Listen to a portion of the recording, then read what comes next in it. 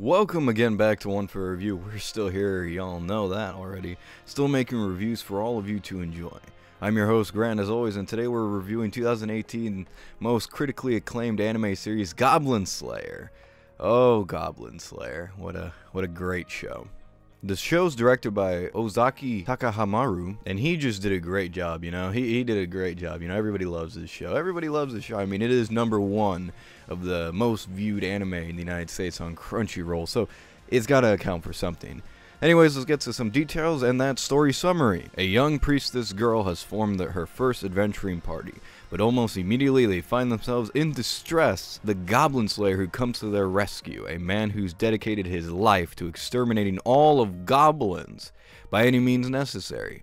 And when the rumors of his feats begin to circulate, there's no telling who might come calling next. Goblin Slayer stars consist of Umehara Yuichi Rou as Doom Guy ripoff, aka Goblin Slayer. Yes, that is his actual name. It is Goblin Slayer. Ogura Yui as the young girl priestess Ona Shinken. The wonderful Uguchi Yuka as Ushikai Matsume. Why are you here? You're too good for this. Too good for this. Toyama Nao as the high elf archer. Okay. This must have been right after she was done filming Bunny Girl Senpai. Yes, it is the same actress. By the way, where do they come up with these names? They're just so good. Uchinda Mai as Uke Tosuke Jou. This is just a Bunny Girl Senpai reunion, isn't it? Sugita Tomokazu as hang on. Lizard Man. Nakamura Yuichi as Dwarf. Okay, now that I'm done making fun of these excellent character names, might I say. Alright, so getting into Goblin Slayer, the show that broke the internet in some ways. Now, I remember a long time ago when this show first came out, when it first aired, the first episode, there was a lot of controversy behind it. A lot of people were talking about this show, saying how much it sucked, saying how bad it was, how it was the worst thing ever on Crunchyroll. This came around the time as the Crunchyroll controversy, and then that completely got swept under the rug because Goblin Slayer just took the reign. It became king of controversy at the time. And why was there controversy? Because of edge. Yes, this show had edge. It dared to have edge, therefore people were upset. I honestly didn't believe that this show was the worst thing ever based on what people were saying. They were just saying it's edgy, and that's really it. I didn't really know what to expect. And then I got into watching the show, and well, I mean, can't say it's great, but it's not that bad. Okay, let's just get back to it. So the story, how's the story? The story's lame. It's really lame. It's basically Goblin Slayer is the main character of the show. I know, big shot, not the priestess girl.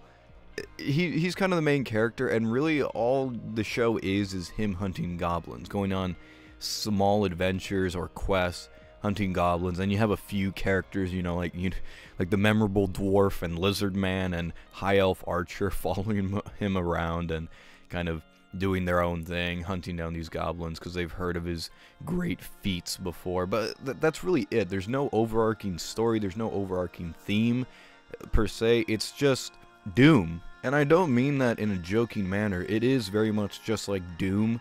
It's just about him killing goblins, you know, a faceless protagonist who has really no emotion, doesn't really care about anything else but exterminating goblins. Kind of like Doomslayer. Doomslayer just exterminates demons. This guy exterminates goblins. They're two of the same thing. And honestly, he's not that interesting. His backstory is pretty generic. In fact, most of the show is completely generic, including the story. But there's really nothing there to really keep you coming. None of the characters ever get development except for Goblin Slayer. And it's not good development to begin with. And now you'd think that they would focus their attention on, you know, something like, oh, a big baddie or huge bad guys for them to confront in the story, but they really don't. They don't confront anybody really huge except for the Goblin King in a way, but it's really underwhelming to say the least. So yeah, the story is just, it's nowhere. There's really no story. It's just an adventure, a bunch of adventure tales with a bunch of characters. There are some likable moments, there are some interesting moments, there are some fun moments, but overall the story is not exciting, it's not investing. I had to push myself to watch this show most of the time because really nothing was that interesting was being brought to the table. Nothing. The story went nowhere essentially. until the last 2 episodes, but even then it was meh at best. It was a minor conflict. Okay, how about the characters? Well, based on what I've said already, I think you guys can guess already. The characters suck. Besides Goblin Slayer, he's the only one who gets a little bit of, well, character development, but even him, it's pretty piss poor. It's not very good. The rest of the characters are all generic, they're all lame, and they really don't know what to do with them. They kind of have this romance thing going with like 4 other women in this show, and it's kind of confusing. It's not a harem show, which I have heard people say like, oh, it turns into a harem show. It's like, no, it doesn't, because nothing about it alludes it to becoming a harem show, and none of the characters, while yes, it is implied very much that they do like Goblin Slayer, nothing ever comes of it. And quite frankly, none of the characters are that interesting. They're all kind of generic. You got the priestess girl, who's just the priestess girl, the young adventurer, the cutesy girl, and whatever. Then of course you have like the dwarf, who's literally named just dwarf. You got the lizard man, who's kind of like a Native American Indian, which was kind of funny, but he's also a priestess. And then you have what's her name again? Oh yeah, High Elf Archer. Again, no effort put into these characters. No effort put into these characters at all. There's no character development, and I do know why they do that, but I'll get to that in a bit. Another thing I have to mention before I move on is that there's one specific character. His name's not on my script right now. I didn't write it down. I don't know who the actor who played him was, but there's this character, I'll flash a picture of him on screen, who is a complete ripoff of Lancer from the Fate Stay Night series. It's not, oh, it could be him. No, it's a complete ripoff. Not only in his design and his choice of weaponry, but also kind of how he fights in the show for the little bit you see him, and even how he speaks. He has the same accent as Lancer. If you compare both of them, you could definitely hear the similarities. This was very distracting when I was watching the show every time he came on. I kind of liked him because I really love Lancer from Fate Stay Night, but at the same time, it's really just a dirty ripoff, and I don't know why they did that. They could have just come up with a new character. And then there's this other character in the show, which is like another girl who kind of looks like a witch. The voice actress who plays her, I didn't write her down. I didn't find them interesting enough to write them down, and they don't play a big enough role. She had a very interesting way of speaking, and she's very slow. I will say one thing, if you are trying to learn Japanese, she's perfect, because she talks so slow that she has to emphasize everything she's saying. Now, if that at all sounded annoying to you, what I just did, that's exactly how the character talks in the show, and she's absolutely infuriating. She's not she's not a bad voice actress by any means, but it just went too far at times. And that's really all I have to say about the characters. None of them were interesting. None of them really stood out to me, except for Goblin Slayer as being a ripoff of Doom Guy. This whole show's kind of a ripoff, and it just didn't stand out in terms of a fantasy show. And, none of the characters really stood out. None of them were very interesting. The ones that did stood out were just ripoffs, and the ones that are there, they're just kind of generic, nameless characters. And I'm not even joking. When I wrote the script, I went to the website, my anime list, to look up the names of the characters, because I didn't even remember a single name except for Doom Guy. Excuse me, Doom Guy. Why did I just say that? Goblin Slayer. Alright. Moving on, presentation. Let's start with the animation. The animation in the show is pretty sloppy, very lazily done. The first episode's pretty good. It's actually not passable, it's good. It's good animation. And most of the show, it's pretty passable, but it goes downhill at various points throughout the show. Random points, the animation behind the show will get really just bad, whether it be choppy, whether it be slow, whether it be just be still, not fluid movements. It just gets very poor quality, and this happened especially during the fight scenes. Now that's the one thing that you would expect them to do right in a show like this. They fail at the story, they fail at the characters, but it promises to have violent action and cool action at that. But no, you don't even get that. The animation's really sloppy. The only time the action's interesting is the first episode. All the rest of the action, I was always disappointed. Always. The only interesting part about the action scenes is seeing Goblin Slayer, how he thinks and how he sets it up.